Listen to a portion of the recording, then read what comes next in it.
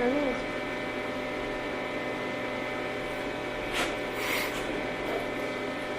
We came back. How's it going? How was Thanks, lunch? man. It was macaroni and cheese and a bun and some milk. So it was good. Oh, that's not It's your milk bad. with everything. Oh, Yeah. So, Chocolate milk or regular oh, milk? just regular milk. Oh, Chocolate milk's, I guess that's like, I don't know.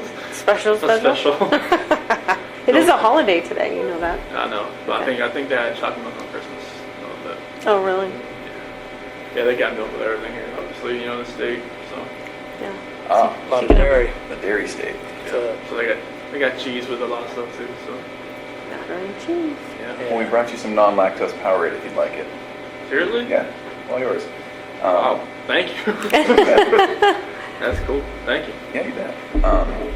So we don't want to take you, all day, That's fine. and we really do appreciate being able to sit down and talk with us. There's a few things we want to kind of clear up, wrap up, and then if you have any questions for us, Okay. that'd be fine too. Don't let me forget. Did you want to talk about Ronnie real bit or no? I talked to your dad. We were at lunch. Oh, okay. And a couple things we talked about, your property and, waiting on the DA's office.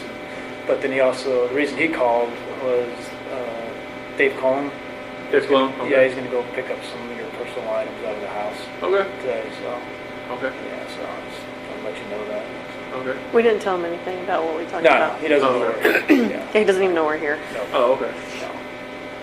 Oh, he just lives like around the corner from me, so Right. that'd be good. Yeah, yeah. So a lot of times when anybody goes over there, they usually call just so I can give everybody a heads up. That way, I don't have an issue with neighbors calling and saying somebody's getting into the house.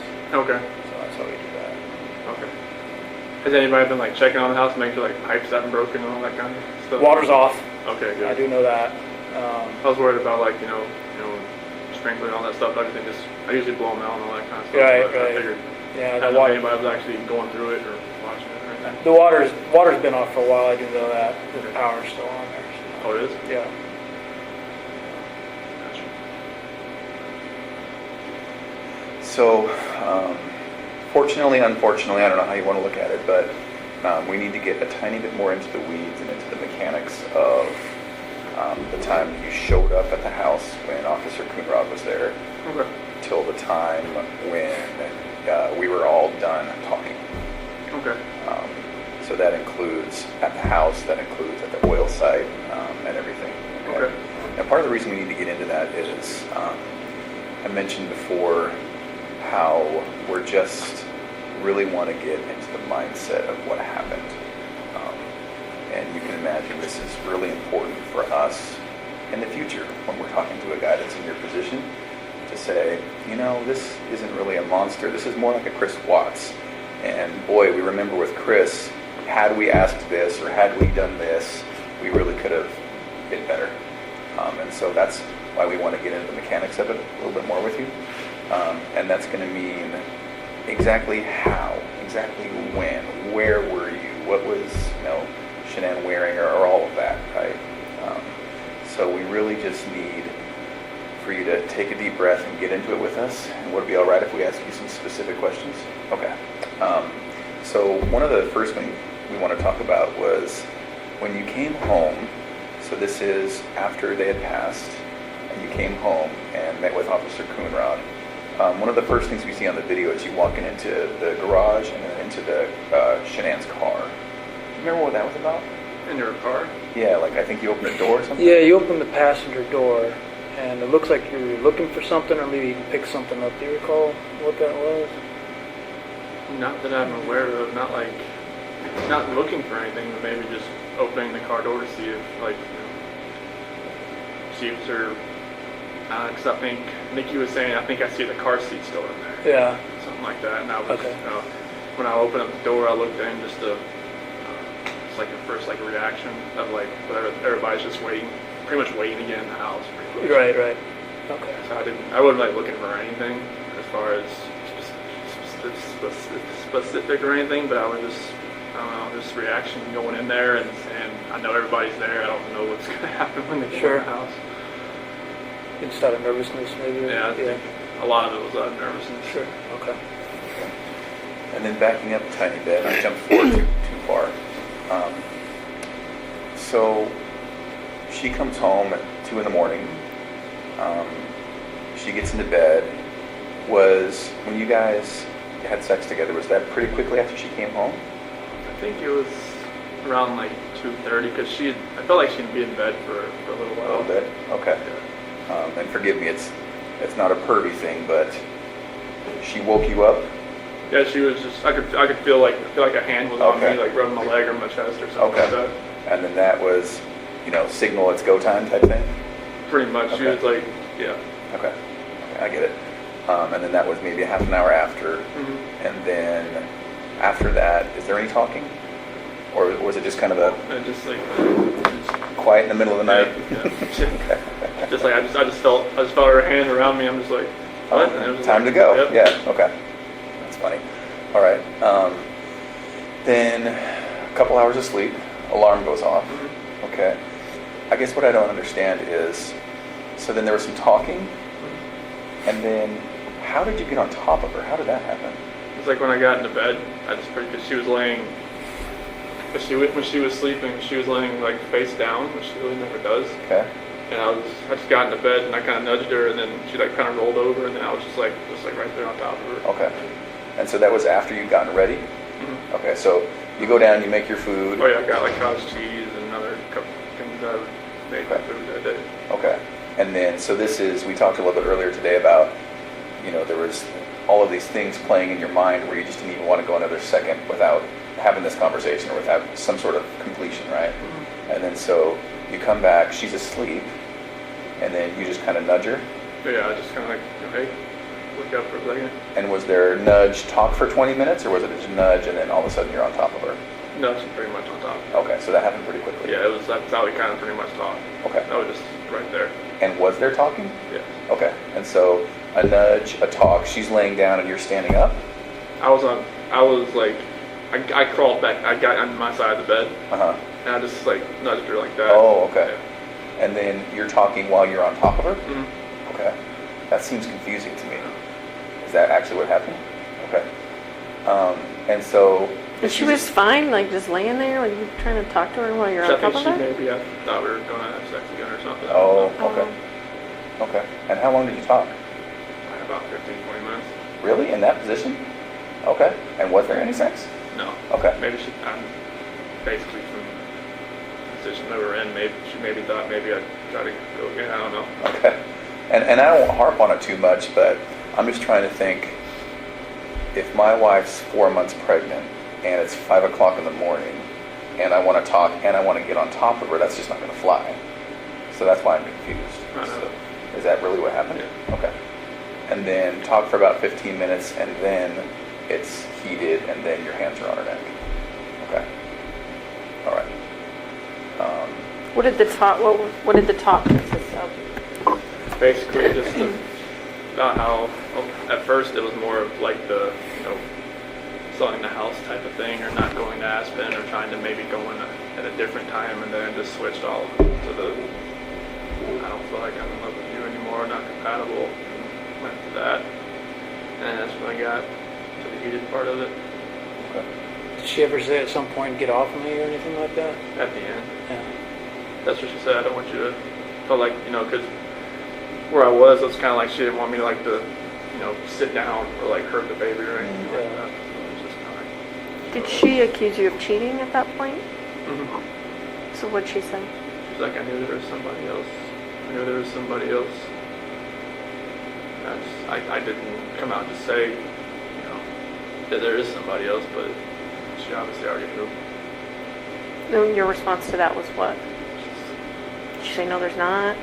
Did you deny it? I believe I just denied it, but at that point,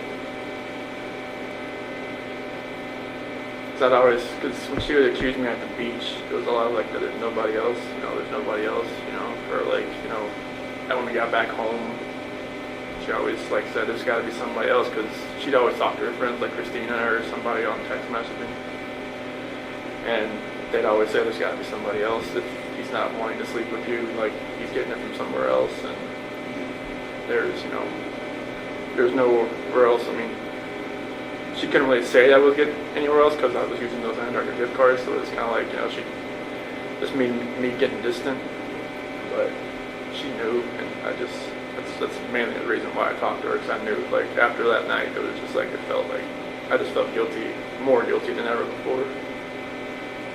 Yeah. And then it seems to me, and sorry, I had a lot of thoughts here. So we know what happened, and we can talk about it today kind of openly, and that's what we need from you, is to just kind of say, I know it sounds bad, or I know this, or I know I feel this way, but physically this is exactly what happened. So if you could tell us that, it seems then that it would have had to been a pretty quick transition from two people talking to this, Yeah. right? Is that what happened? Yeah, it was like, I don't want to, like, trying to think of the last things we were talking about, but it was, I don't feel like I love you anymore, and then she was like, you're never going to see the kids. Oh, That was it. that's perfect, Chris. That's exactly what we need. Okay. And I know it's hard to walk through that again, but that's exactly what we need. So then, as soon as she started talking like that, then it was on. Okay. But it was you saying that you didn't love her, is that right? Okay. And her saying, you're never going to see the kids. Yeah. Okay. I can imagine how that made you feel. Sorry. It didn't warrant what it did. Yeah. And then the fact that she didn't scratch at you or anything, is that just because it was so powerful? I don't think it, it didn't feel like, I've never done that before, put my hands around anybody before, so I don't even know what kind of force I was putting on her neck. Okay. But like I said, 2 to 4 minutes, I don't know if that was 2 to 4 minutes. Did you cover her face at all during that time? Both hands on the neck. Okay. And so if it's done right, that can be a matter of seconds before someone on their carotid loses oxygen to their brain and is out, right? Did it seem like it was that quick, or? Okay. Maybe a minute, maybe 2? Okay. Screaming? Okay. All right. Did you see eyes go bloodshot or anything like that? Okay. Okay. And You then, kept talking about the mascara. Did you see mascara on her face? It looked like it was like, that's what I attributed it to. Was she crying? Is that why? At what point did she start crying? When I'm talking about the relationship about not being compatible. And when she's talking about there's somebody else, that's where she started crying. That's where I thought, it was mascara. I didn't know if it was it. I don't know. I don't know. Was there a pillow or something you wanted to ask about? Yeah, so was there ever at any time a pillow or the sheet or anything involved in like that on her face specifically? No? Not like the sheet that you kind of wrapped around to get downstairs. That was it. The one that was at the site? Okay. And then the other sheets, they were in the trash. At what point did you put those in there? I think that was Obviously after I was in the house. yeah. I think it was probably the next day or so. Okay. I think I don't know. I'm not sure what happened. This is hard to talk about. Like when Yeah. strangle someone, I don't like. Sometimes I guess they use the bathroom, so it was I think that's one of the major reasons why, because I think that had happened. oh, okay. Okay. You said she was sleeping face down at one point? Was her face in the pillow, or was it turned to the side, or how did that? Kind of on the side. She was kind of like a side sleeper, but she was more down than usual. Okay. But then she rolled completely onto her back when you started talking to her? Okay. Now, as hard as that was, we do need to talk about the girls too, okay? All right, thank you. So with the girls, we talked about how they got into the truck with you and were alive, okay? Are you 100% sure that's true? Okay. Can we go back just a second? You talked about before that Bella walked in, though, to the bedroom. Can you tell us about that before you left? Yeah, I was just getting the sheet off the bed, and she had walked in, and she had her little pink blanket with her. She's like, what's wrong? What's wrong with mommy? And where was Shanann at that point? Yeah, just pretty much on the bed, but she was face down. Wrapped in the sheet? What'd you say? I just said, she doesn't feel good. That's when I tried to carry her downstairs. Shanann? Okay. Did you carry her like this? Did you drag her? How did you do it? Tempted to pick her up and take her down, but I lost grip after a little while. I just had to pull. Did Bella see you do that? What was Bella saying? She started crying a little bit. She's like, "What's wrong with mommy?" And what'd you say that time? I said, "She doesn't feel good." She's a smart girl. She know what's going on there. Mm-hmm. Did she ever touch Shanann? Try and wake her up or anything? No. She didn't want to see her or ask to see her or anything? And so that initial time, did she see you put Shanann in the truck? So she was kind of following you? Okay. So she followed you and you put Shanann in the truck. Okay. And then what? Cece wasn't up yet. Or I think she was just in her room. She was getting ready to get out of her bed. And then they were just walking around the house. I was put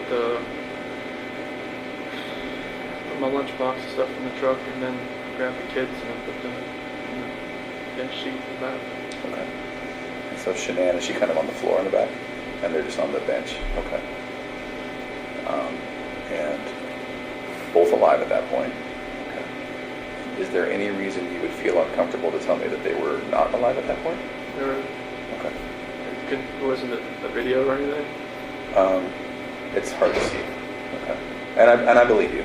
I'm just, I'm trying to make sure that I'm giving you all the opportunities to be comfortable enough to tell me exactly. Okay. They were like, Okay.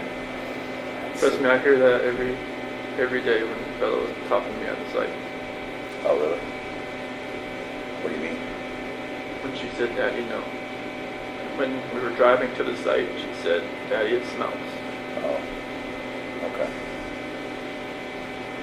So that goes back to maybe Shanann evacuating herself. I don't know if it was that.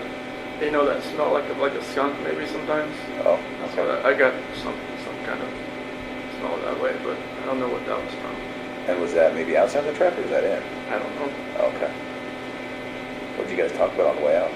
They were pretty quiet. They just laid next to each other. Okay. Maybe Bella in her lap and Cece in her lap, just back and forth. Oh, okay. Just trading off like little ones do. Okay. Were they awake? I think one would kind of fall asleep, the other one, and Cece would kind of trade off back and forth. Were they talking to you? Just about, just saying, "Daddy, it smells." Oh, okay. It was early in the morning. They were showing up that early. Yeah. Okay. Did you have to, so you didn't have to wake Cece up? No, there was the noise from trying to get Shanann down the stairs. Did she kind of fall down the stairs? No, it was more like trying to get her down and from the steps, maybe her foot hit the next step kind of thing. Oh. They're light sleepers. So then, once you get to the site, tell me what happens. So I get to that one site and I get Shanann out to that. Just go over to the part right off the site there. Okay. And the girls are still in the truck. Okay. Did they ask you what you were doing, taking mommy out, or? Yeah, I don't remember what I told them, but they did ask that. What they say specifically? It was more like, what are you doing to mommy? Okay. And then is that when you buried her? I don't remember if I dug a hole there first but they didn't watch me do that. Okay. So then pulled Shanann out and she's maybe just sitting there on top of the ground? Yeah, like off to the side. Off to the side, close to where she ended up? Oh yeah, yeah. Okay. And then the girls, right? Okay. You mentioned Bella was first. Cece was first, okay. Where exactly was she when it happened? In the back seat. Okay, was she just right next to Bella? Mm-hmm. Okay. And so, so once again, was it a hand over her face? Was it, There was a blanket over and my hand. and then your hand? Okay. And then, so that just stopped her from breathing type thing? Okay. Did she struggle at all?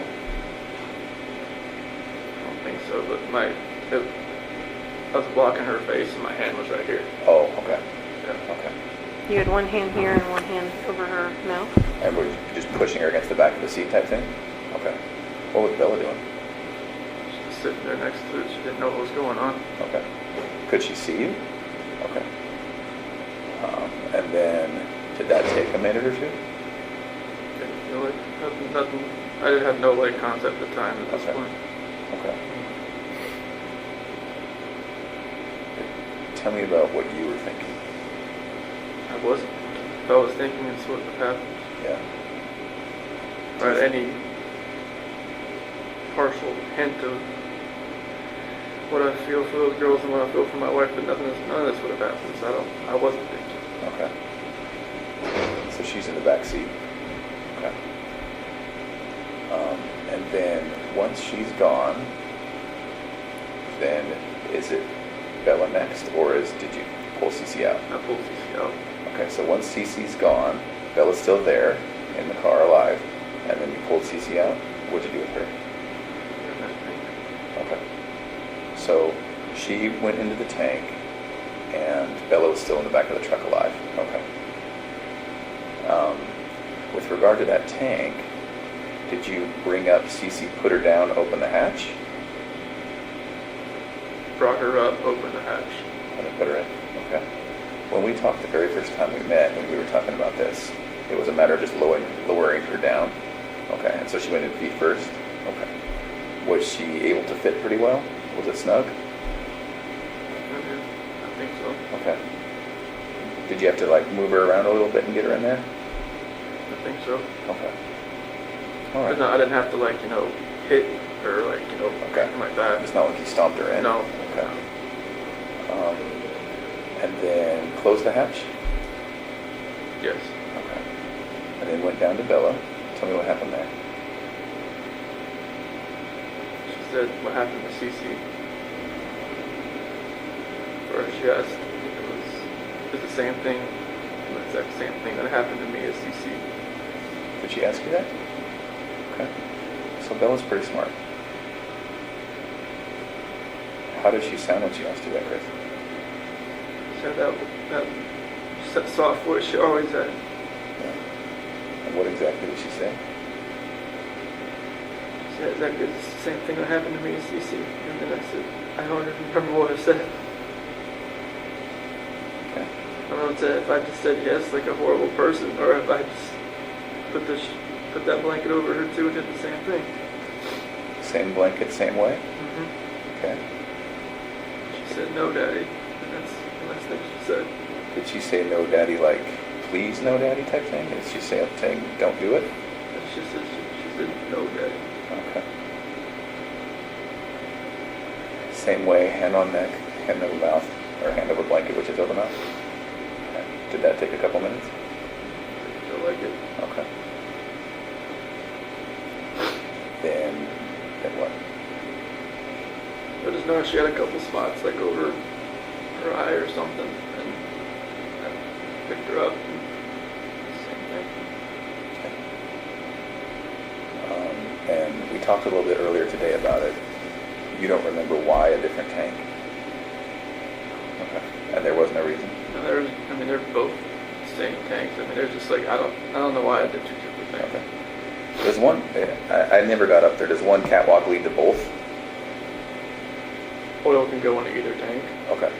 But if you go up one set of ladders, does that eventually Yes, indicate to both? it's one catwalk. Okay. Now Bella was a little bit bigger. Was she harder to get in? It felt like it a little bit. Okay.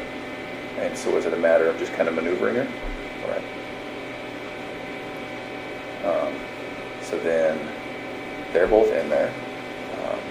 Is there any reason to think they were alive? Sure. Okay. So once that's done, then what? Go over to Shanann, clear away some weeds and dig a hole. Okay. Did you have a shovel? Yeah, we have a shovel, a rake, and a weed whacker as part of our tools. With that rake, if I remember right, it was... Part of it was sitting there because it was broken. Oh, did it break as you were digging or something? Now when I was like smoothing the ground over. On this day? It broke when you were doing that? Okay. Was that after you were all done? And it seemed as though maybe the first people that got there saw it. Was it stuck in the ground?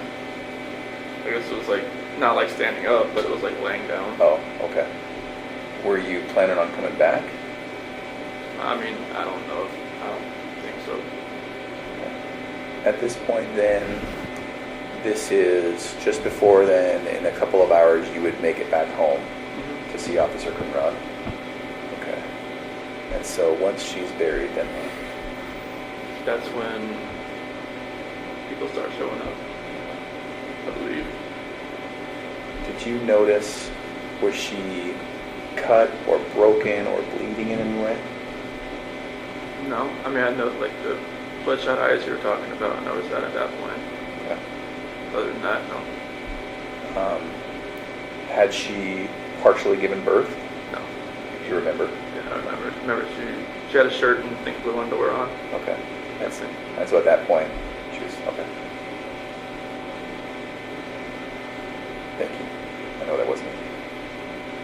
Can you tell us about, obviously you know when the district attorney got up and talked about Bella's injuries and stuff, I didn't want to hear about that. right? Can you tell us about that? As far as like her biting her tongue, And ripping her frenulum, which is that connective skin from your lip to your gum, it was gone. Her gums had it looked like a hole in them and the pathologist said it was from her obviously struggling to get away. I didn't know what that meant. Yeah. Could it be that that's what happened? So like, I didn't put my hand like over her, like that. Is that what you're talking about? Well, it would have been just downward pressure on her, this area. I didn't see any of that when I picked her back up. Like was it like her lip was like missing or something? Or? No, see this skin that Uh-huh. connects there? Yeah. That was ripped. Like, it was gone. So it kind of made like I a mean, hole in maybe- her gum. I'm just thinking maybe it's like, maybe like if her her head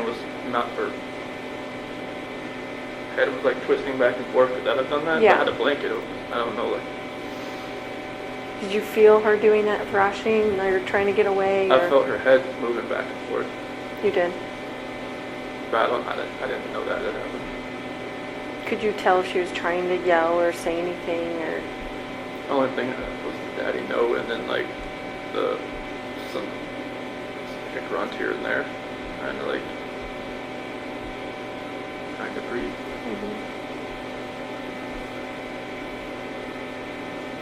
During that time, do you remember getting phone calls from Nicole Atkinson?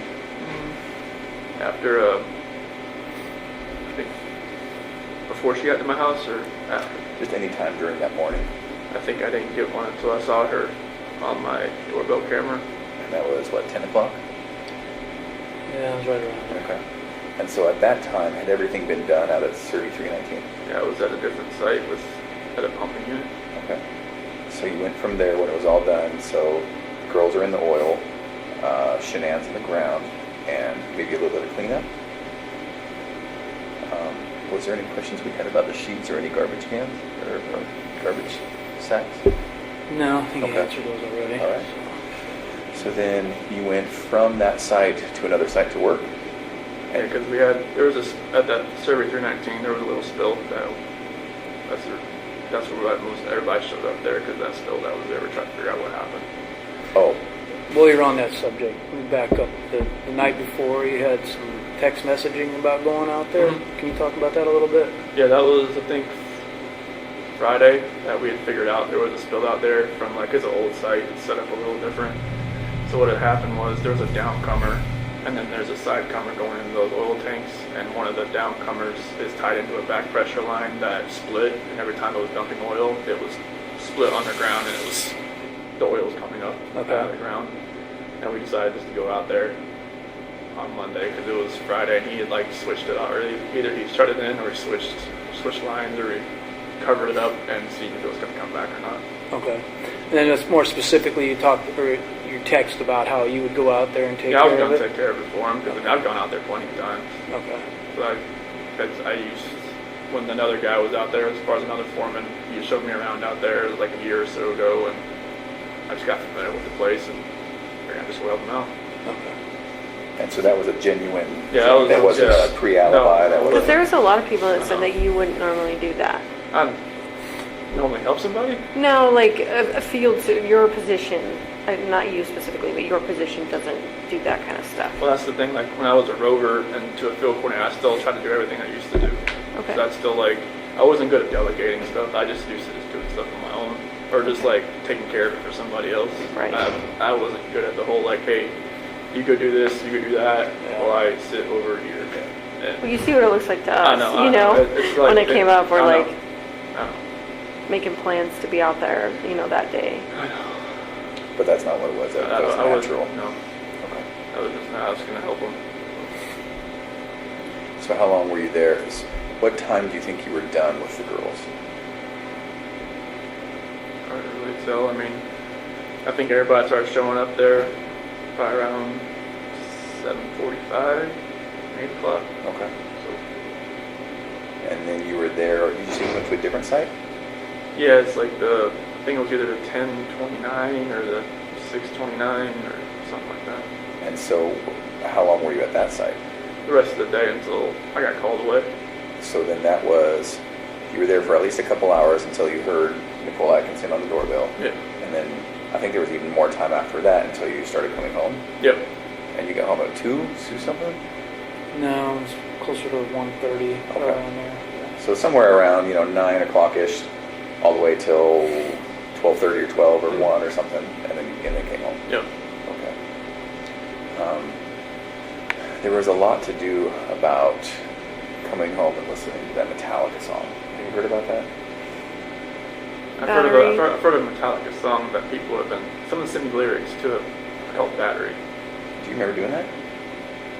That was Nikki Kessinger. She liked the song, or she just wanted to know what it meant. Oh, So that's and that's why you looked it up. Mhm. I just kind of looked at I didn't have the CD with me, so I didn't, I just kind of looked at the words a little bit. And was that on the way home? Oh, that was just a different time. That was a different time. Okay, and so the media probably got a hold of Coincidence, that. because it says Battery, Right. Okay. but it's like, it's more about like a family coinciding as a battery, Okay. not like, hitting somebody. Sure. Yeah. Why did Nikki want to know what it meant? Like, how did that come I up? don't know. It was kind of strange. I mean, she's very into different types of music, and I mean, music I never really thought I'd ever listen to, and like she got me into a few things there as far as music wise, but like Battery was something that she asked me because I knew Metallica pretty well. She just wanted to know like, hey, what's the lyrics mean? I just sit down, I just looked it up just to look at all the words together and just put it in my head again, and that was it. We just made something out of nothing. That's why it was strange. I got those lyrics in a letter. Oh, so now does that make sense? Yeah, Okay. yeah. Someone sent me the lyrics to it. Yeah. I think that guy from California. The one that Oh, was the 18 kid? at one Yeah. point. The senior?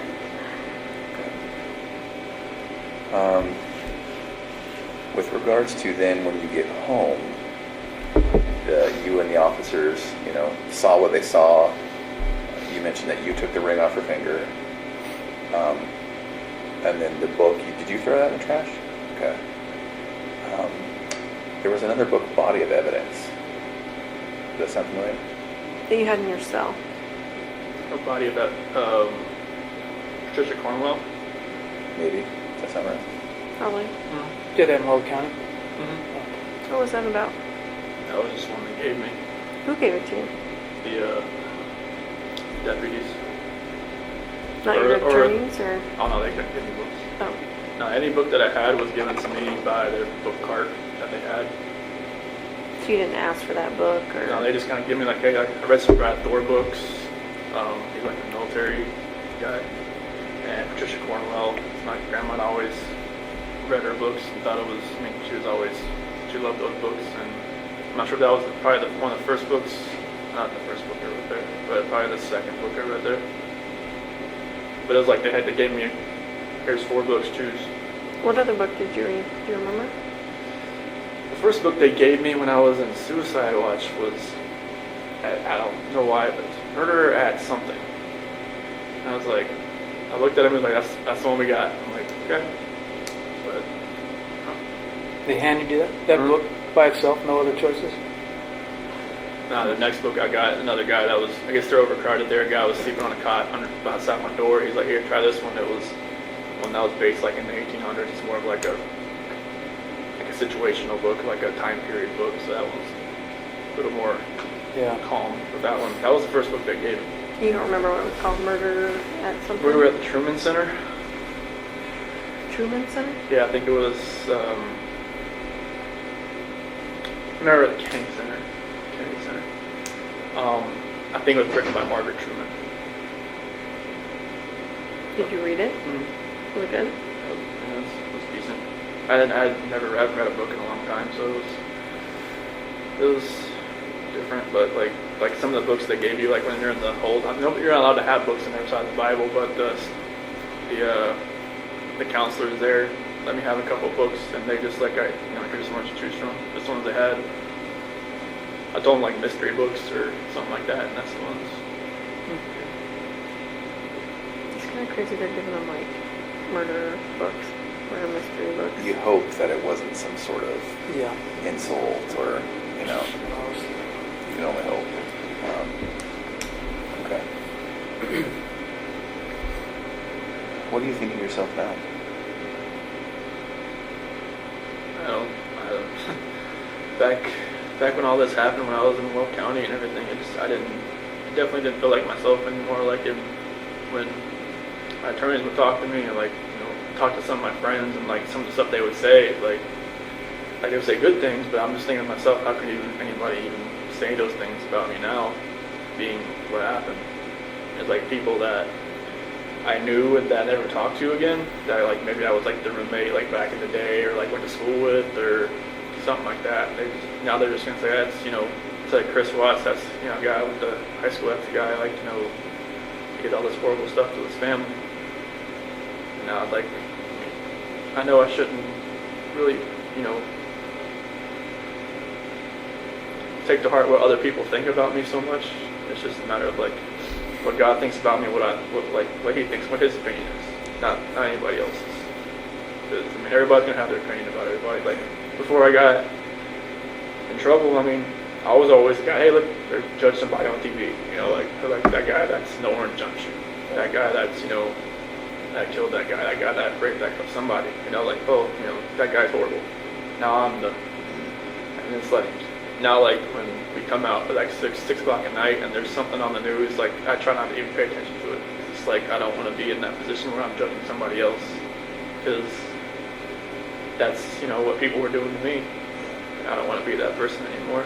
But I just hope that I can, step back and kind of look at everything that I've done in my life. And then, like, up to that point, and just, like, I did some good things, but no matter of the most important thing, I screwed up the worst. I just hope I can at least maybe help somebody and however much time I have left. Was it your intent the whole time you were taking the girls out there that you were going to do that to them? Honestly?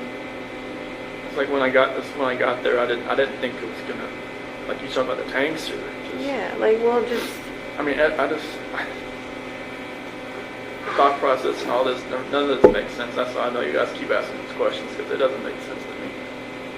But I guess, like, did you could have done it before you guys left I don't. and not had him, alive in the back seat. They could have been with Shanann in the back seat. I didn't think about anything really, like as far as like how everything was gonna happen. I don't know like why it happened. like why I left everything out there in the field and why like all this stuff. Like just, none of this makes sense at all. But to Tammy's point, did you think that they might be coming back, or did you know they wouldn't be coming back? No, it's. I mean, the whole trip out there. I mean, it was like I was on. Like I wasn't thinking. It was like.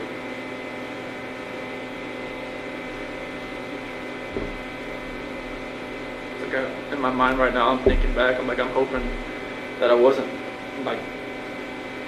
That I wasn't coherent enough to make that decision to where I knew I was going to kill my girls. I'm just hoping that, you know, like no father would ever want to do anything to hurt his blood and flesh, but I did that, and I just don't understand how it happened. So, I mean, I even read books that say, you know, like no dad would ever do anything to hurt his children. And this happened. So I always think to myself, like, was I even a dad at one point? I don't know. But it just, it's just going to take a long, long time to guilt and everything to get just the. Have you asked for forgiveness from God? It just takes a long time for me to forget myself. And that's one thing that's going to take a lot.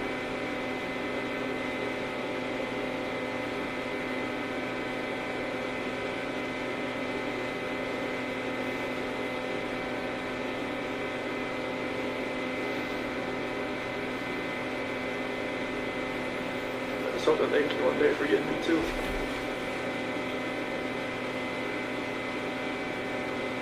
Stay with And I it. think you said earlier that you were so angry at Shanann or whatever that you were gonna, you know, anyone in your path of destruction or whatever was gonna get it. Basically, kind of is what it kind of made it sound like. I'm not saying that exactly right, but why were you so angry at Shanann? I don't know if it was just because of separating me and my family, pretty much. Because, I mean, it happened at the wedding. Like, that's the reason they didn't come to the wedding. I mean, I blew up at my family, like, to a point where I said some horrible things to them back in 2012 that I'll, and I pretty much told my family that, I don't need them anymore. Because I said, I cussed my mom out. I did all this kind of stuff. I never thought, and I don't know if it was just like Shanann coached me on to do it, or if it was just like rage that was like I'd never seen before. And then I don't know if it was just everything that happened in July, but they can't see my kids, and I'm not sure if they're ever going to go see them again. I don't know. And it was just like, I don't know if that had something to do with it, that something inside of me just triggered it, and then just like all that pent up from the wedding and everything, just like, it's like a long fuse that finally just went to its end. What happened in 2012? There was my mom and Shanann, just like from when I proposed to her, it was at the beach, and from then on, it was just like she always went up to Shanann and was like, I didn't need a ring like that when I was your age. I didn't need all these fancy things when I was your age, and just kind of kept boiling over, and then they never agreed on anything. It was just like, we didn't really need their help to do anything. We just we'll just pay for it ourselves and all that kind of stuff. And it was just back and forth. And I think maybe my mom just never thought she was good enough. She always thought she was hiding something from me. So, She always thought Shanann was hiding something? Like what? I don't know, stuff from her past, or like, I don't know. Oh, I see. Yeah. So there's conflict at a barbecue when all the families got together. And the first, maybe a barbecue that Shanann put together for everybody to get to meet each other. Two families, if you call that. Like when you first started dating. Oh. I remember we did have something like that, but I don't remember any kind of arguments at any place like that. I know when I proposed to her, Shanann had her family come down to the beach too. They stayed at a separate house. But as far as like a barbecue or anything, I don't remember one that was like that. Way before then. Yeah. I remember the time when I asked Frank to, if it was okay if I had asked Shannon to marry her. I remember that little get together. I don't think. So then what was the blow up at the wedding about? It was just my mom and pretty much my sister just, I think she didn't like her. Oh, They just thought, you know, that that Shannon had taken me away from them and moved me out to Colorado. oh, Because we were in Colorado when we flew back to get married. oh, okay. Because we went to Colorado for Thanksgiving to visit some friends, and we decided to move out there like a couple months later. Okay. So that was like April. I moved out there April 2012, and we got married in November 2012 in North Carolina. So they always thought I was just taking, that she took me away out there. And Was then there something with invitations or something? Your sister was supposed to send invitations. yeah, there was, okay, now you're bringing some memories back. There's something to do with that, and then my sister wanted, you know, her kids, my sister wanted her kids as like the ring bearer and like something else, ring bearer and flower girl. And then Shannon, like, you know, she told her no, or wait, either Shannon told her no or Jamie backed out because of something else, and then it just like all blew up. And is that pretty close to the wedding? Yes. Yeah, within a couple weeks. Did they go to the wedding, your family? My grandma did. But your parents and your sister did not go. Ronnie wasn't there either? No.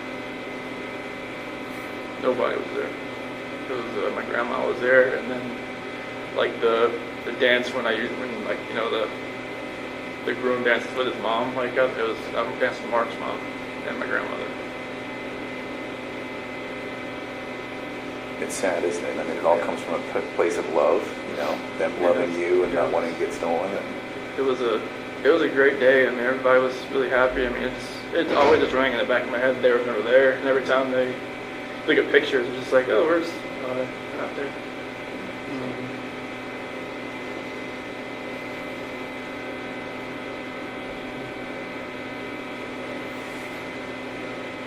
I never knew if they actually were going to come anyways, but as far as like, you know, sometimes they'll just like, all right, we're just going to go just to be there, but they never knew if that was the case.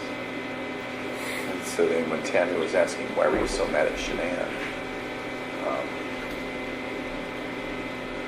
Was part of it just this whole family strife?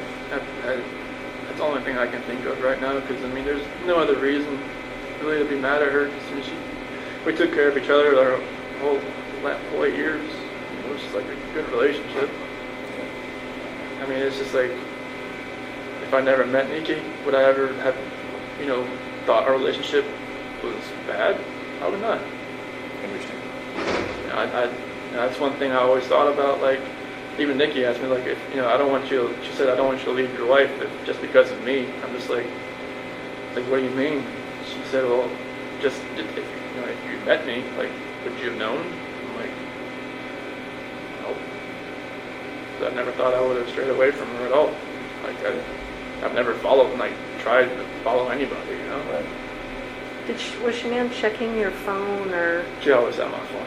she was checking your phone? So how did you get past that? I use my work phone. To text? And you had some secret apps, right? That was on my personal phone. Were you using anything else to have contact with her? No, I just text her with my work phone. And like when Shanann and the kids went to North Carolina, she used my personal phone. And she just told me like to put pictures in an app, and I just found that calculator. I just put, you know, just searched on the app store, like hidden pictures, and this calculator app first one popped up. Like in your iCloud or your whatever isn't linked together, so she would know if you're getting at, you know, downloading apps and stuff like that. They used to be a long time ago, but when we got different phones, or when our phone contact list would be synced up from the cloud and stuff, I couldn't have, like, she had like tons and tons and tons of like phone contacts. I just couldn't have all that, but it's still kind of linked up at one point. But as far as like, she asked me to get my own iCloud account, just to kind of free that up a little bit. How about your Facebook account? You deleted that at some point. When did you do that? And I why? think it was, got back August 7th.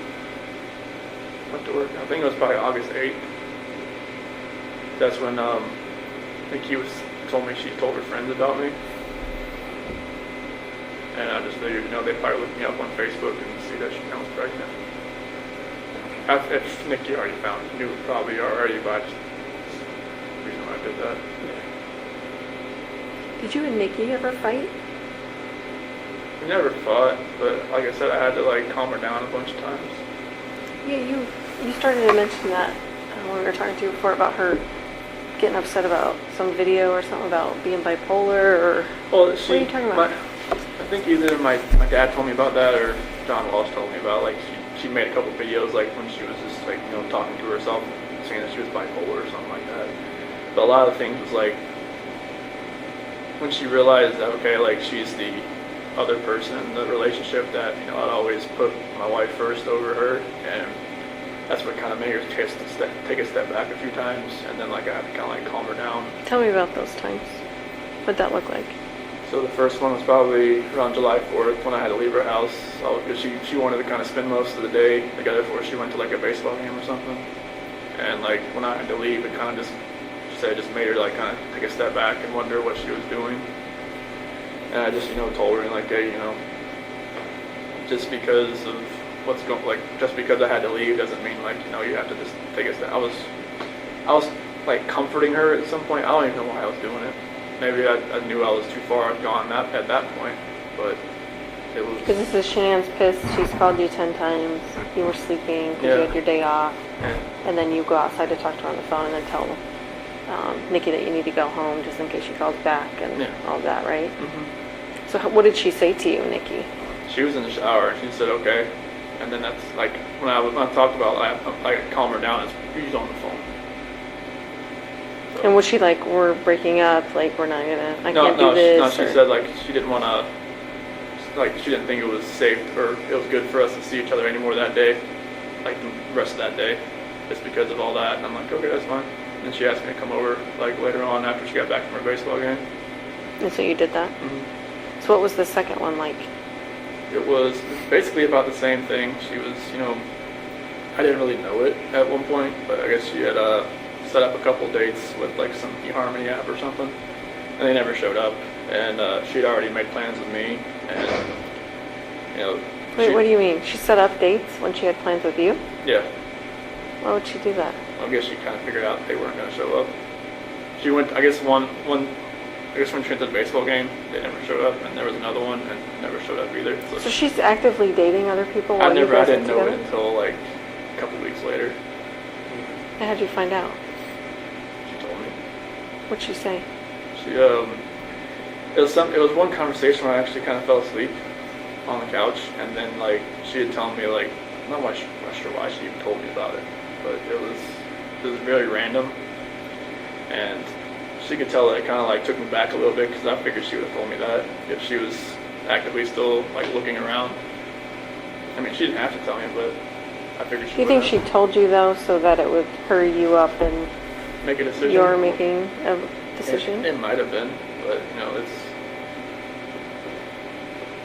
she never had anybody that's actually tried to like fix things as far as like, hey, like I like where we're at as far as like the relationship goes, and actually like I did stuff for her around the house, around her little apartment, and like nobody's ever done that. And she thought it was different. So, What about our male friend? Where does he stand with her? What's his name?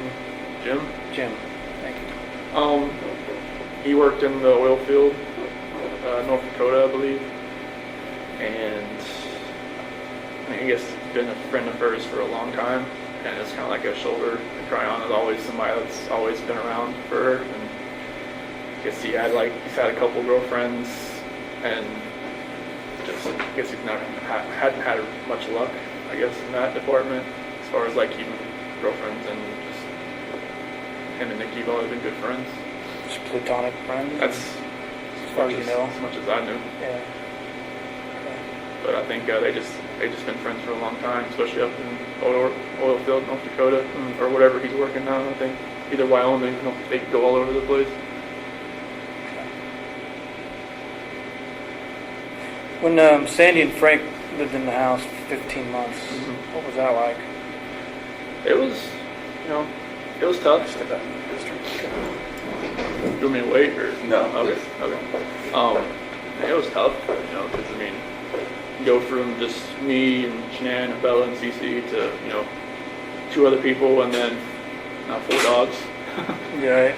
Yeah, Onyx he's a terror, 100 pounds of just heat-seeking missile everywhere, and like it was cool having more people around, but like it was stressful. Yeah.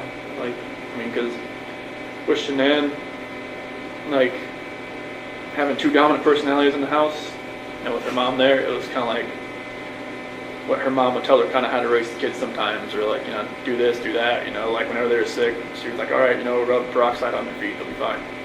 Just like, what? Okay. And, like, I wouldn't do it, and, Sandy was like, just do that, Chris, it's okay. But, like, it's just, like, little things like that, and it was, like, a clash every day. Yeah. It's kind of like every time I got home, I didn't know if Shanann was pissed or if she was okay. Because when they first got there, they didn't have a job yet, and so they were just around all the time. But then, like, once they got jobs and stuff, like, I think it was a little better for Shanann because, they weren't around the house all day. But it was definitely stressful, just vacuuming like every other day, Yeah. and just like, cooking was great. That was awesome. Everything. But She's a good cook.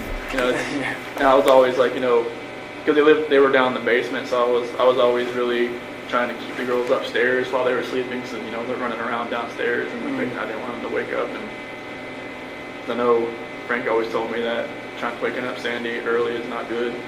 So it was just, just kind of like walking on eggshells a lot. Yeah. It was stressful. Yeah. Yeah. You think that stressed your marriage with the time, or? I mean, it was 16 months. It was 15, 16 months? Yeah. It was a long time. I mean, it was great around the holiday times because they were already there, and like, all that was great. Sure. Yeah, it definitely, we never really had much alone time. Yeah. Because you always had to kind of plan it out. Yeah. What was their purpose for living out there? They just wanted to be closer to the kids. Okay. Just because they're, we FaceTime a lot, but, it's not the same of like, All right. with 2 kids, it's hard to fly back and forth. I mean, when they went back to North Carolina this past time, it was the first time Cece's been there. She was 3. No. First time her brother ever met her. So were they trying to move to Colorado permanently, or they just? They were thinking about it at that point in time, Okay. but it, Frank would have stayed. He didn't want to leave. Sandy wanted to leave. She wanted to go back? Yeah. Yeah. Yeah, it was a matter of like they knew their house wasn't being taken care of, and they wanted to go back and because they had put their house up for sale for a little while, but never bought. Mm. Okay. What about your financial stresses? Yeah, the bankruptcy was something I never thought was going to happen. I think that was back in like 2015, 2016, somewhere around there. But I never thought that was going to happen. And I never thought, a lot of it was from the wedding because they just put it all on credit cards. And so it was just, and then the doctor bills from like, endoscopies and just like, girls seemed like they were sick like every month. It seemed like some type of ear infection, which to figure out was just like, put the tubes in their ears and stuff. There was like, different operations here, a couple overnight stays in the hospital for breathing and stuff like that. So it was just, it all mounted up. I mean, I never thought it was that far gone, but, Was any of that from Shannon's neck surgery, or are those bills pretty well paid up? Well, I think the bankruptcy never touched the medical part of it because you have to be like specify the medical part of it, medical bankruptcy, and then there's like regular bankruptcy. Oh, I don't think okay. bankruptcy ever touches like student loans or medical stuff. You have to like be specific with that. Okay. But I think it just took away like a lot of the furniture that we had bought, and then a couple other things inside the house.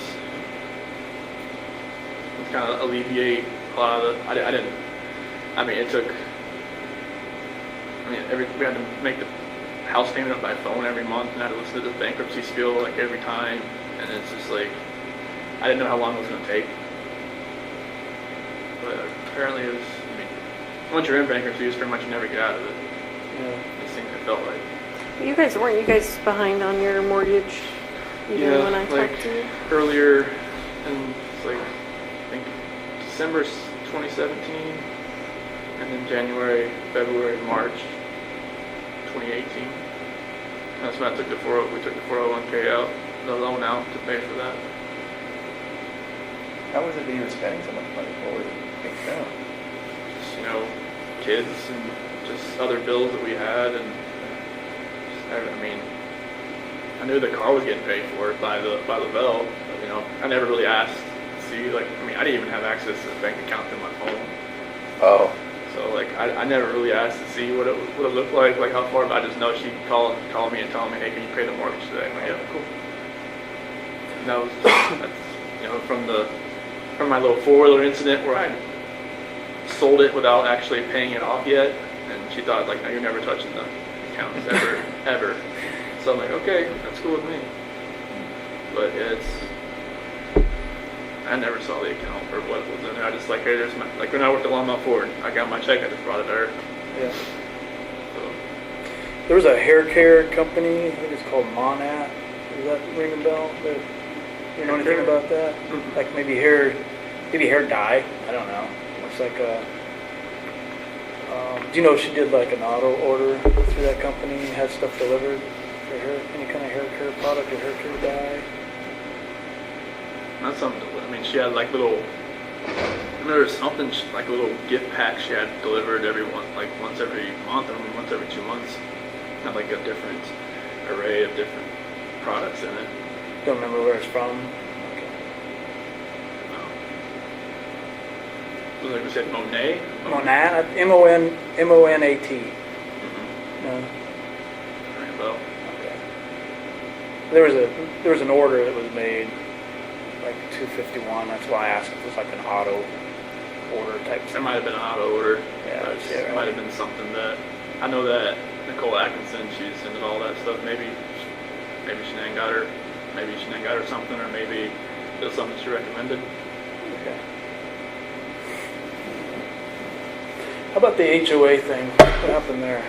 She was mailing it to the wrong address. They had changed her address, and she'd mailed it to the wrong address for a year. And then we got a letter in the mail where we'd been like sued over it. We had to pay our HOAs for a year. So we had to pay double for either a whole year or a couple months.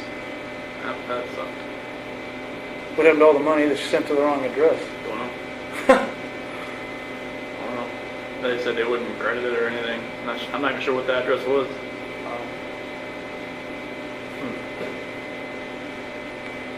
She said it was just something that she didn't see. I was like, well, I wasn't gonna harp her about it because she did so much. So I was like, I'm not gonna like say what the heck are you doing? No, Sure.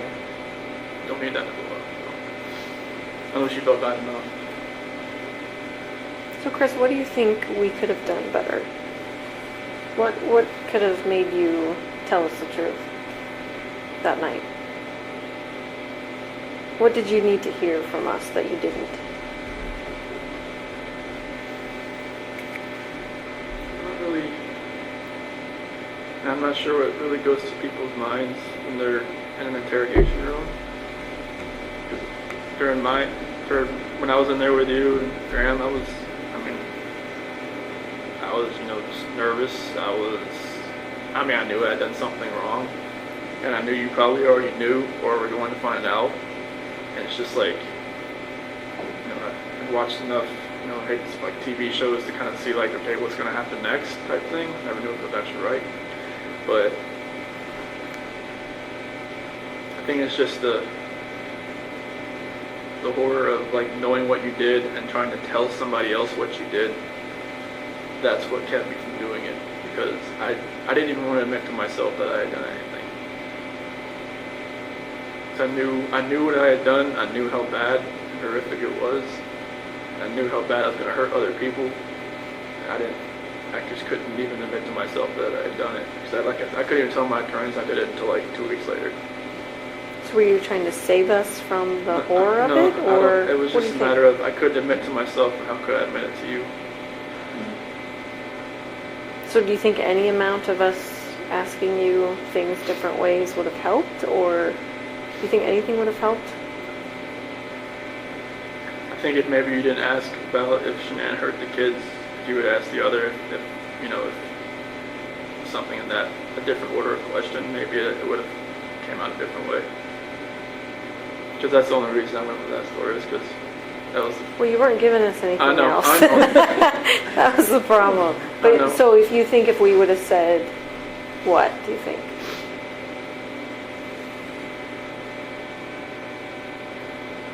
you would have said, I think you'd have probably had to, if the video didn't show them in the truck, you probably had to have lied and just said, we saw the kids in the truck. I mean, I hate to say you would have to, lied to get me to say what you wanted me to say, but it might have been that. That we saw the kids in the truck? When we were talking, there was a point where you just said, "Can I talk to my dad?" Did you just want to tell him first? I just wanted to, tell him that, that I loved him and that it's probably the last time you're going to see me again, as far as, outside of a cell, pretty much. You looking forward to him coming? Yeah, because I'm just talking on the phone, it's just totally different when you see him, Yeah. see a face, It's like when we got on that little video conference in Love County, it was all I could do to stop, just not to just break down on that phone. So it'd be good to see them What do you get to do when they're here? like this. Like in a room like this with a If table? there's a or- visiting center, down in my unit, and I don't know what it looks like, but I know they said it's tables, and it's pretty much they set up a time and you get a couple hours. That It's would just, be good. yeah, it's just in that little center, and I'm not sure what else is in there, but I just know there's tables. I think there's vending machines and stuff like that. But it'll be good to see them, and fortunately they can't bring their phones in or anything, so I was hoping they could maybe show me a video or two, but I don't have for a picture. But they pretty much only let you come in with your ID. That's it. Can they mail you still photos or anything like that? Yep, they can do the still photo. This is sometimes they try to play a video over the phone for me, and it's it's really fuzzy and crackles a lot, so you really can't hear anything. If you have any other questions for us, or do you ever wonder, I wonder why they did this, or I wonder why the investigation went this way, or I think the first time I was brought in, I think it was the 14th, I believe, when I met you that night. I mean, you told me there was a bunch of other people coming in for statements. Was that true? Yeah, Yeah. there was a couple people. Okay. yeah. There were a lot. There were a lot, actually, yeah. Okay. So We I had a think- whole board worth of people listed okay. and agents out. okay. They didn't get the attention you got that night, but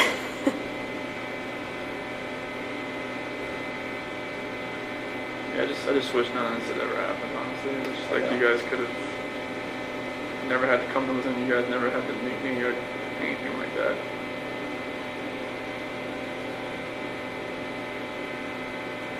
None of it ever felt real. Especially when they put me in that suicide watch cell, and last thing that one of those guys said was good luck, and just slammed the door, and I just kind of knew from then on that was it.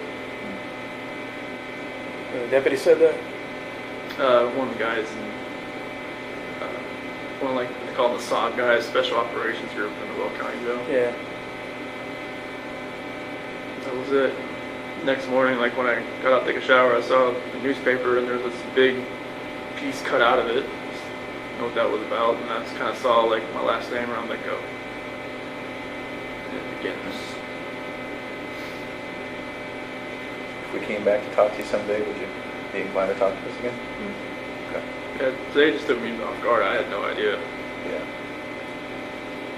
We didn't really want to tell you we were coming just Oh. because we didn't want you to have anxiety about us coming. I would have had anxiety. Yeah. Yeah. So we figured the blitz attack was probably the best course today. It's like the first time we met. Right. Oh, you knew when you were meeting me. I just did, yeah. You just don't have all your props here today. That's right. It's our props, man. Those it's legit. Sophisticated equipment. It is. Right? That's right. Sophisticated instrument. I don't know that that's going to happen.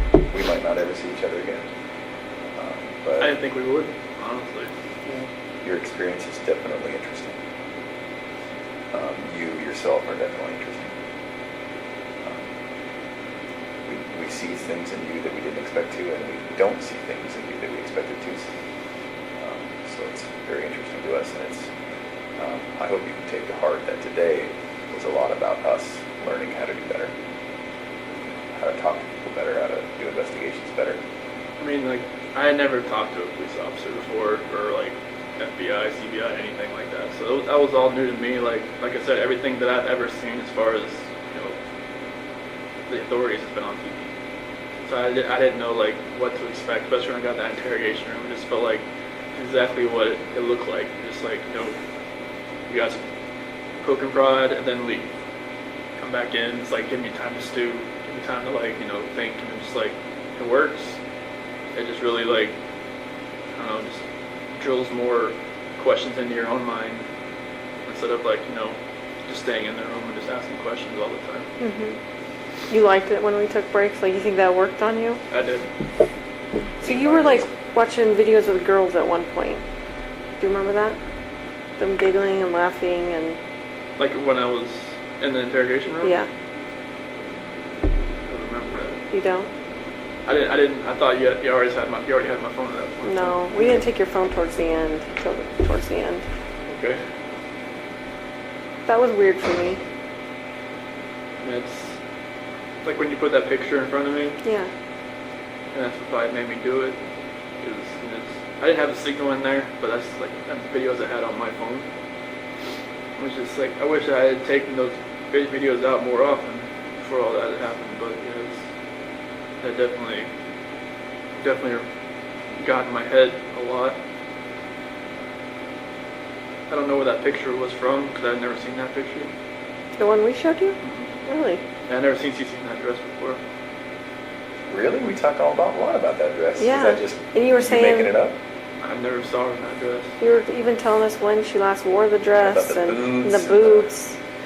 Not that dress. Those are her favorite winter boots, and she wears Oh, them the winter all summer. boots. Winter boots, yeah, but that white dress was a little different. I've never Oh. seen that picture. No, because you talked about buttoning it up. You said I remember because she just wore it the other day, and I had to button up the back and. It must have been a different dress, but not that one. Huh. That picture, was that in North Carolina, or was that? I don't know where the Pulled picture it came off of from. Facebook. Shannon's Facebook. So maybe it was while you weren't there or Might have something? been, yeah. Because you didn't recall that, huh? Because there's a lot of pictures I guess I didn't see when they were in North Carolina that my parents have. Like especially like 4th of July and stuff, and I had like 4th of July dresses on and stuff like that I never saw. Oh. Some I had on my phone, but you know that white dress I never felt like they were like she was going to church or something. I just never saw that white dress. And Bella's little dress that she had. Her little awkward smile there in the back. Yeah, that definitely got in my head when I did that. When we had the picture out there for you? See, and to us it didn't feel like that because we know, I really didn't show didn't any elicit emotion. any emotion. I Yeah. don't show emotion that much. It's like my dad. It's like we don't show emotion. Like Were you fighting it down, or were you just not a guy to show it? most of the time, I'm not a guy to show it. Like I hold it in as much as I can, and like you know in my cell, I cried a lot, obviously, but like I'm not really a guy to show it. Okay. I don't know. I try to hold it as much as I can.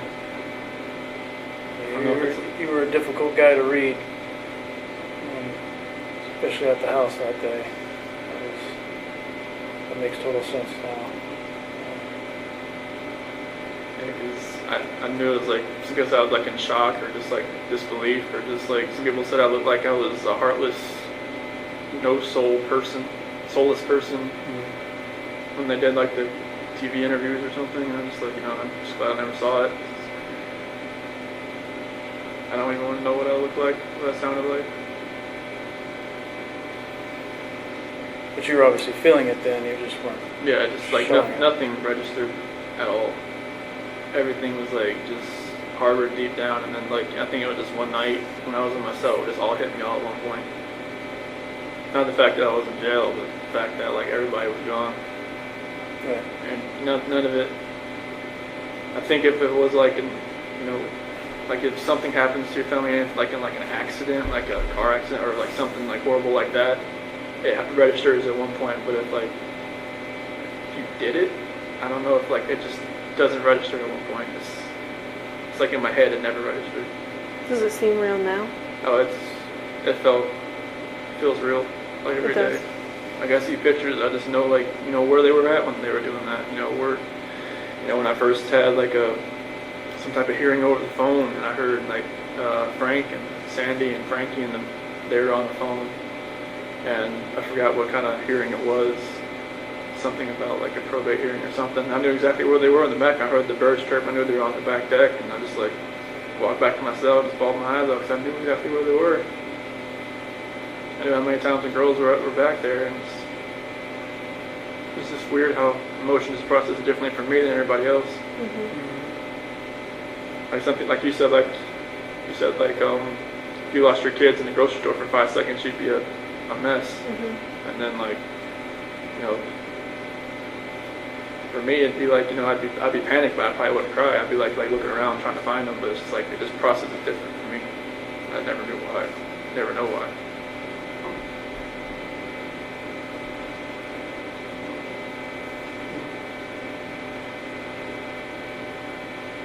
I don't want to think I'm like a cold-hearted person. It's just a matter of just don't show it.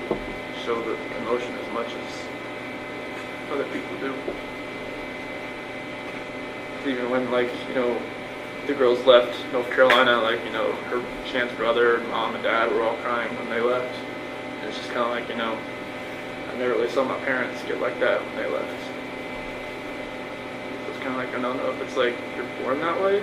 Like your family doesn't show emotion like that? Is that what you're saying? Yeah, my dad couldn't really speak at the sentencing hearing because he said he was kind of like, he said he was going to lose it. Like lose his emotions, like that really hit me. It's kind of like I never seen him like that, Like vulnerable? But nobody's really ever seen me that way either. And that's why like maybe I just. Was it ever like you're a sissy if you're like that, or was it just something you just never did? I never saw my dad cry, so maybe it's just something that was imprinted in my brain that maybe I should never cry. Maybe Was your mom like a loving mom, like a doting mom, and would give you affection and hugs and kisses? And Oh yeah, she'd always like ask me what was going on. Like she said, I was always hard to read. She never knew what was going on. But did she still try and give you affection even growing up? Yeah, she always. My sister was always a parent. Like it was always like what was going on. She'd always just like she was always open with me. It was always just closed off. And she always wanted to know what was going on, like how I felt. And I just like, no, okay. That's all I give her. Even if something was wrong, like I would have probably never said anything because like I just deal with it myself. But I don't know if that just growing up that way just kept me that way. Deal with things on your own, but then they build up so much that you can't deal with them, and they take a hold of you. You never thought, in a way, you could take hold of you. Do you think it was a result of just bottling up for so long? Definitely. What do you remember your dad saying at sentencing? I remember there was a scripture. It was a 1 John 1-9, and then like a lot of it, their representatives said for him, and my mom said a lot. My mom spoke, but everything my dad had written down, the person said. But he was talking about him going to Little League games and races and stuff like that, and going to being my coach and everything like that. And I was hoping that I could experience the same type of joy doing that for my girls. I remember your mom saying she loves you and she always will. Yep. That was pretty important to hear. I think at the end she said, "I forgive you, son." Yeah, that was big, right? Yeah. And your dad, when we came here today, we were just hoping and praying that you would take your dad's advice. Do you remember what he said? I hope if you ever get a chance to talk, you can talk about it. Okay. And I think that's what today was, don't you? Yeah, I think it was. I didn't expect it to be today. Yeah. So DA made some comments during that sentencing hearing about your emotions and having no emotions, or you remember all that? Yeah, just like, he lied to us from the start and a couple other things. I believe that's what he was saying. What do you think? Do you think he was anywhere close to? What do you think of? Basically, what is your opinion of what he said in that? I mean, it's going to be, taking all his evidence and putting it into the story that he wanted to convey. And like, if you don't know me, that's where you're gonna portray me. Like, if you take everything from August 13th to now, like, that's how people are gonna know. That's how people. There's no other way people are gonna opinionate themselves about me, just by what they see right there.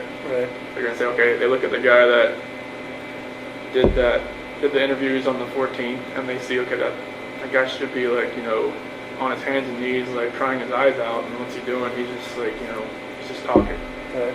And they're just like, I know, and maybe got some information maybe from like her friends saying that he was cheating on her or something like that. He's a cold person. He was, trying to do this and that.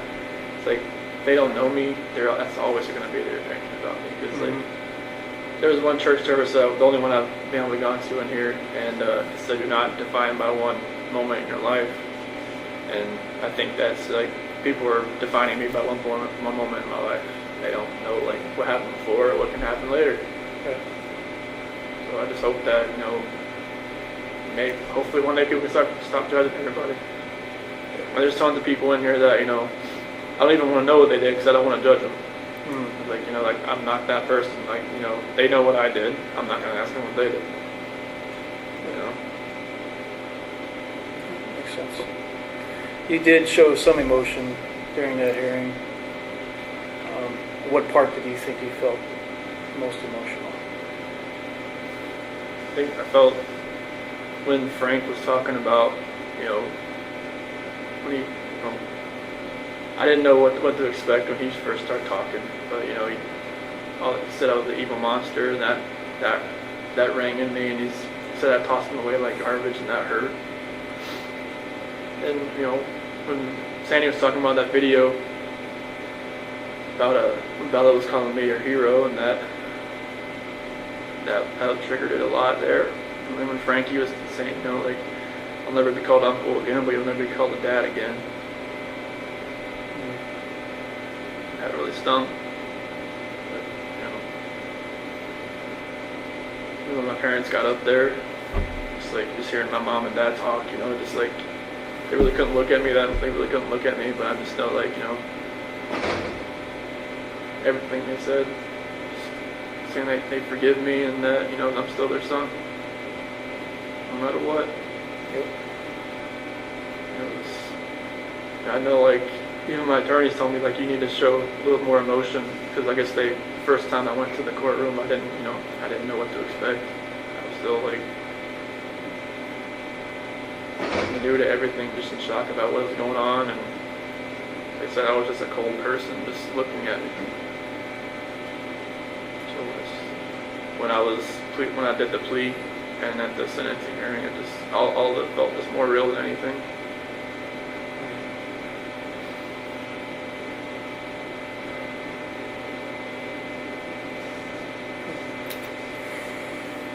I remember growing up, my pastor used to tell me, it's better to be 1 foot out of hell facing heaven than 1 foot out of heaven facing hell. Mm-hmm. So I think that's you. I think you've been to hell and now you're facing the right direction. definitely. I definitely feel like I never knew I could have a relationship with God like I do now, but that's like the amazing grace with all of this, but I just wish nobody had to pay any kind of price for this. I know there's a purpose for everybody. I just hope that I can find mine. Well, I think you're seeking peace, right? That's good. It's the only thing you really can do right now is to seek peace and pray that everybody can find it too. Good. For everybody that was involved, like for all of you and just all your team and everybody. Friends, anybody that was involved. Good. What do you want to happen with this information? I mean, I know you're probably going to tell Frank and Sandy and Frankie, just kind of give them a little closure, right? Yeah, I don't know how much I'm going to tell them. Obviously, you know Sandy better than I. She wants to know everything. But I'm going to digest a little bit before I talk to them about it. So I don't think there's any rush on that. And then, but other than that, I have no intention of talking to anybody outside of law enforcement. But what would you like to see happen with it? I mean, I'd like to tell my parents, like, you know, when they get here, instead of like finding out anywhere else. Yep. So I know like they've been bombarded with information from like, you know, from the Amanda girl to the Trent guy to from like people going on Inside Edition saying they knew me or went out with me or had like whatever else with me, and it's like I don't want them to think that it's like other like false information going out there because like people are getting hold of information like where did they get this information from type deal, you know. So, Would you like to see those people charged? you know, people take advantage of situations, and you know they gotta honestly they'll have to look into themselves and just figure out why they did it themselves. So I mean, I don't think charging them would help. I think they just need to work out whatever they got going on within themselves. I mean, if Did you ever have a profile on Tinder or anything like that? Any of those dating websites or anything? no, I just had Facebook, I had Instagram. That was it.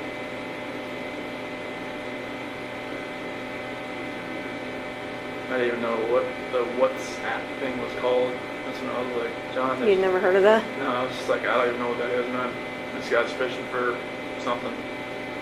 So, I'm sorry you had to waste your time and go out there and talk to him. It was a big time waster. It was a big waste of time. Yeah. But you would not want to be listed as a victim in that case, as far as him being charged with like false reporting. I mean, he's whoever's gonna try to get their 5 minutes, 50 minutes of fame, whatever they want to do with this. I mean, that's on them. I mean, if he's willing to do that, then he needs to figure out what's going on with himself before, like, you know, I don't think charging him with something's gonna fix that. So it'd just be a waste of time, I think.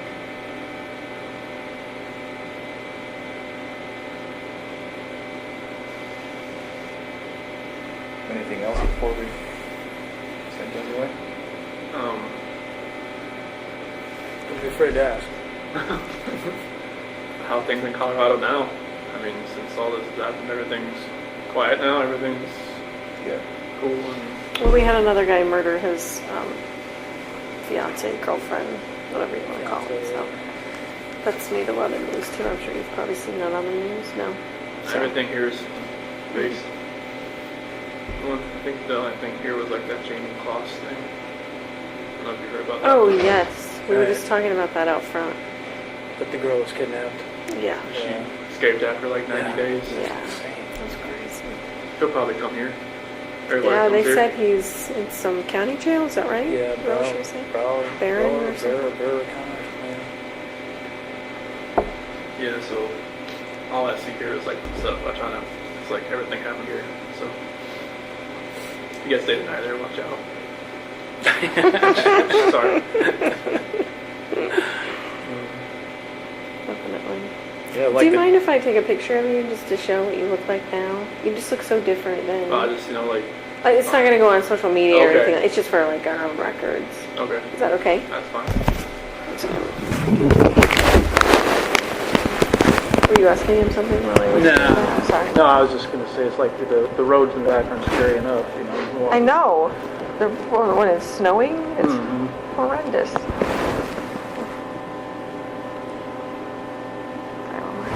Reminds me of the days of ice racing, actually. Of ice racing? Yeah, but we had spikes on the tires then, so. Oh. All right, Chris, we're gonna let you get back to your day. Okay. Want another minute to finish your drink? Yes, they won't let me take that back.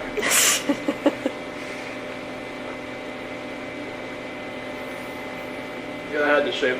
They recommended I change my appearance at the RDC. So Why is that? Just so people didn't recognize you? No.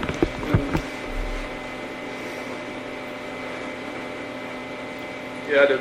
I just shaved it all off. And that razor, like I said, the razor they have here, it's like it's a single blade. So like I'm A like, safety razor, right? oh, it's more than said. It's just like it's more safety than actually a razor. That's why it doesn't shave. Is it like a sharp rock or? Right? Just imagine shaving the same spot for like 5 minutes, and then finally, Something starts going. yeah, it starts. It's like I gotta warm it up or something. I don't know. You'd probably be better just plucking them out with your fingers or something. That'll be more, everything here is for safety. So like, Yeah. I think like once I get moved to GP, I could have something different. So, Oh, that makes sense. because most of the guys in my unit can't have razors. So, that's Well, that it. makes you feel better, probably. Well, If they they're don't have to not- watch me. Other guys, they stand next to them while they shave. So that would be kind of weird. Oh. So they have any other jobs, like if, like fleet, would you be able to go work fleet maintenance or anything like that? If Or I got is that- classed down to like a minimum, Uh, or like a low medium. They have guys that like run across the street to like a records building and work over there. I don't know, like, they said it takes a while to get class down from like maximum to medium. Yeah. So I'm not sure like if they've here. I don't know if they'd ever take me to Colorado, or I don't know what their plan would be. right. I'm not sure if that happens or not. Yeah. That's all pretty secretive, and then right up to the minute they do it. Mm-hmm. Definitely. You guys gonna do exploring around here? I don't think so. Everything's covered in snow. Yes, we were- And it's We were freezing. such wimps when we walked out. Maybe go rent a snowmobile or two. Explore the hot tub Yeah, at the right. hotel. Gotcha. Yeah. Same with baseball season, but it's not, so we go to Yeah.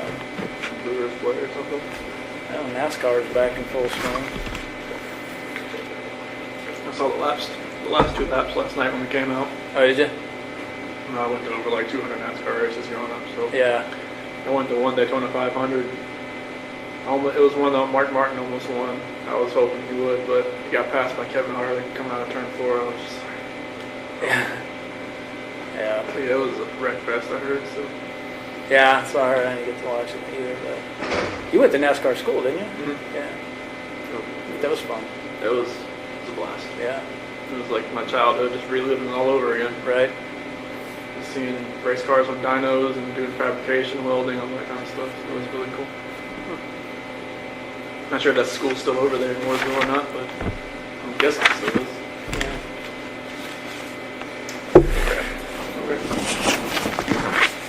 So do you have to be escorted back? Is that what they do? Yes. Okay. Yeah, like the unit I'm in, we all have to have escorts because it's a special management unit. So guard escorts you everywhere. Yep. So what about when you're all playing basketball together? Are there guards watching you? There's 3 of them in there. Do you ever get in fights playing basketball? No, we're just, we're, guarding each other, like blocking everything like that, but everybody's We're Go cool for it. with each other? Good. this way. Yeah, I'll take one. I think there's one right there.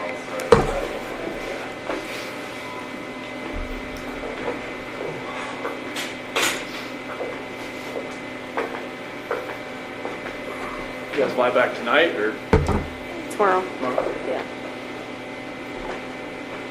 Could have flown back tonight, I guess, but I don't know what time the flights are even. It's probably the only time you ever come. My brother Oh, went yeah. to school there, so. But I had never visited him when he lived there, so that was my first time driving through yesterday. It's a cute little town. Actually, this town's cute. Honestly, like the downtown. It's a pretty cute place. It's just so desolate because it's so cold right now. I think it was like a couple weeks ago, it was like -50 with the wind chill here. Oh, Yeah, they said like the PSU counselor I talked to, she said it hurt to walk in here and breathe. wow. Not bad. Yeah, they were saying, like, on the news, like, for people in, like, Chicago and all those places not to take deep breaths because it was, like, freezing their lungs. It was insane. It was like a deep cold from Canada that came through here that just like it froze everything. I mean, it was so cold in ourselves. We were just like going out to eat. We were like just like shaking like that because the heat couldn't keep up with Yeah, that. there's not much you can do. Plus, this place is old, so like all the windows like were Oh. they couldn't insulate it. Yeah. The wind was just like just rushing in. Would you stay here if you could? I don't really know much about the state or anything about what's going on in here, but like from what I see, I mean, they say it's decent. Yeah. Like I said, it's a lot better than going anywhere else. Yeah, that's generally the word. Is if you hear it's not as bad as other places, that means it's pretty good. Yeah, so like I'm just hoping and praying that I can help people here and that they'll just keep me around. Maybe they'll make me like a personal care worker or something. Help other inmates, mentor them, because I guess they have a couple guys that are serving a life sentence that I've turned into personal care workers or counselors. Good. Help other guys when they come in. When I can do that. They don't have like the normal programs you would have, but you know, it's fine with me. Mm-hmm. Like some guys like they want to get like extra degrees and stuff like that. They don't have that here. You have to go to one of the other places. So if you just said, I want to, do some more education stuff, would you get moved to another place, or is it totally up to them whether you get It's totally to do up that? to them. Because like I'm not sure how that gets paid for. Right. So like I'll just whatever they want me to do, that's what I'm gonna do. If they want to move back to Colorado, I'll be like, why? Why do I have to move back to Colorado? Oh, if they told you Yeah. that, you would question that? Oh, like after a while, if I was here for a long time and then say, okay, since you leveled down, we'll move you back. I'm like what? But I don't know how that would go. Are you scared to level down, though? No, I mean it'd take years for that to happen, but like I don't know how it would be like in Colorado in a DOC there. A PSU counselor, she worked in DOC in Colorado and California. She said Colorado looks like California now. Really? She says bad about the gang violence and everything. I could see that. Yeah, I can too. Definitely changing. Yeah, I think people in this part of the country are just different overall. It's really, we kind of talked about that earlier. Colorado's not like it used to be. And people here just seem to be nice regardless. I think a lot of transplants probably moving into Colorado from other states. Yeah. Probably affecting that because no, Dave Colon, he said they were moving to Florida just to get away from Colorado because it's too Oh, are much they? changed. Yeah. It's just so expensive and... Everything's expensive there. Crazy. Mm-hmm. Houses just keep going up and up. For any kind of like a half an acre of land, you're just gonna pay the same amount of money. Here, I think it's a lot cheaper, but the pay is it's much lower, I think, too. Yeah. Mm-hmm. Yeah, I was doing a little reading on the area, and the median house price up here is like $116,000. I mean, you can't even buy a mailbox in Colorado for that. No, like a No, PO box that's right there. true. Yeah. What a PO box in Colorado, $100,000. Nuts. I think I was reading like Pittsburgh, kind of like the same way. It's like it's crazy to think about how much it varies from like state to state, city to city. Pittsburgh expensive? No, like Oh, inexpensive? yeah, it's like Oh, yeah. 150,000 per house. Really? Like deal. I'm like, geez. But deal with the weather and deal with all that kind of stuff Yeah. too. Yeah. Yeah, there's a reason for that, right? Like here, I guess you got like April to September. That's your only good months here. The rest of the time you're in your house. Yeah, I don't think I could handle that. Especially have snowmobiles. I wouldn't even like that. Yeah. You It's can't still do that cold every on day, snow. You right? start using the snowmobile for necessity, that's a problem. To Right. get to the store. You gotta put a license plate on a Daily snowmobile. commuter. Yeah, that's a problem. Kind of walk around Titletown all the time. Mm-hmm. Are they coming or? Yeah, they just literally walked away with another person. Oh, they did. They gotta get to the end of the wherever and come back. Mm. This place is It's huge. big. It's a long hallway. So how far is your pod or wherever you're staying from here? All the way down that side. All the other way? Yeah. I think this is like the west side of the building here. Mm. I haven't gone much farther than this. Like all my stuff's always on the east side. But they got huge like pods that'll have like over 100 guys in them. So, but they move like 40 or 50 people out each day. You have a cellmate, right? Is that what you No. said? Oh, you don't have a cellmate? Nope. When I go to GP, I probably will. Mhm. I haven't had one. Most of the cells in my unit are single cell. There's like 3 that are doubled up, but they don't have the overcrowding they have, that issue they had when I first got here. That's what she was saying, that there was like 400 extra inmates Yeah. that they ended up shipping out to different places, so. Yeah, I never knew what the assessment part of it was as far as like how many people they had coming in and out, but it was like you got people coming in and out everywhere. Mm-hmm.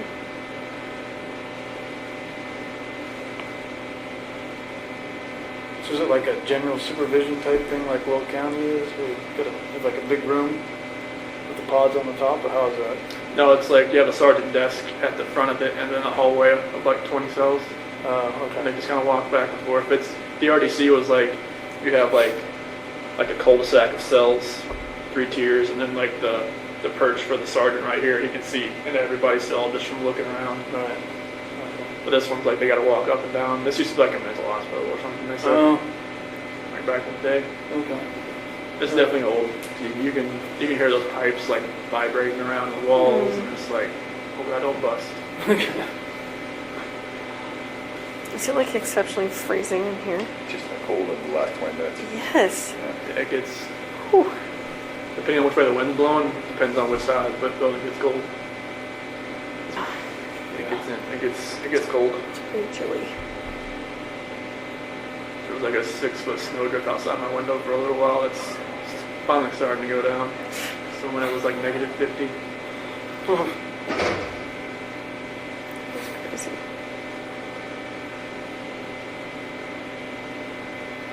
Yeah, it's a little too cold for me. I mean, we're the ones that chose to come in February, but she's ready for you now. Oh, There she is. Well, it's good to see you guys. See you too. Take care of yourself, Thank okay? you. Thank you. Thank you. Have a safe flight. Thank you.